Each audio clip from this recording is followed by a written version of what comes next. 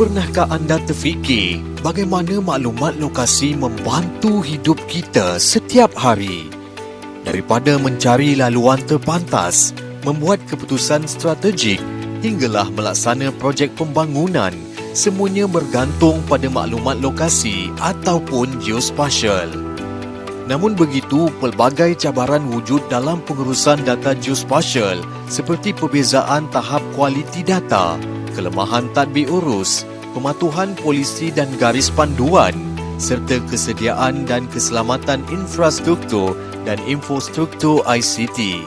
Program MyGDI yang diterajui oleh Pusat Geospasial Negara, Kementerian Sumber Asli dan Kelestarian Alam telah memainkan peranan penting dalam memacu perkongsian dan pelepasan data geospasial mengikut 12 kategori data fundamental yang telah ditetapkan. Program MyGDI membolehkan data geospasial diuruskan secara holistik sebagai salah satu agenda penting di peringkat nasional dan bertindak sebagai infrastruktur data spasial kebangsaan NSDI untuk Malaysia di peringkat antarabangsa.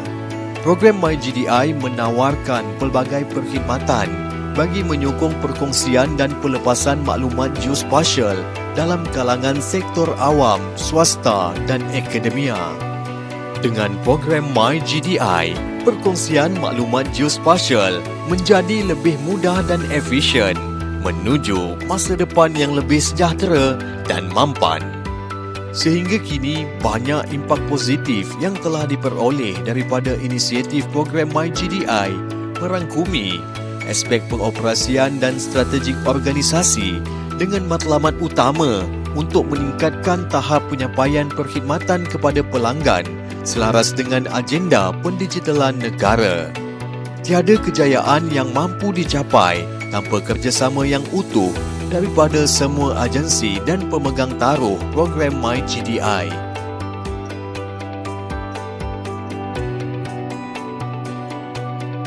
Terima kasih PGN atas kerjasama melalui MyGOS. MyGeoCaps memudahkan pendaftaran dan pelesenan fasiliti kesihatan swasta serta memberi akses info yang cepat dan tepat. Aplikasi MyOPP telah menjadi pelantar sandaran bagi lembaga pencegahan jenayah mempertimbangkan suatu perintah pengawasan polis di bawah Akta Poka yang efektif. Terima kasih PGN.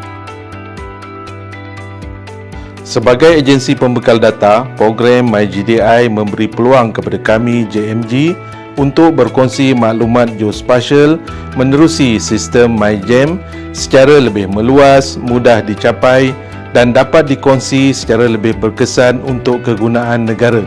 Syabas PGN.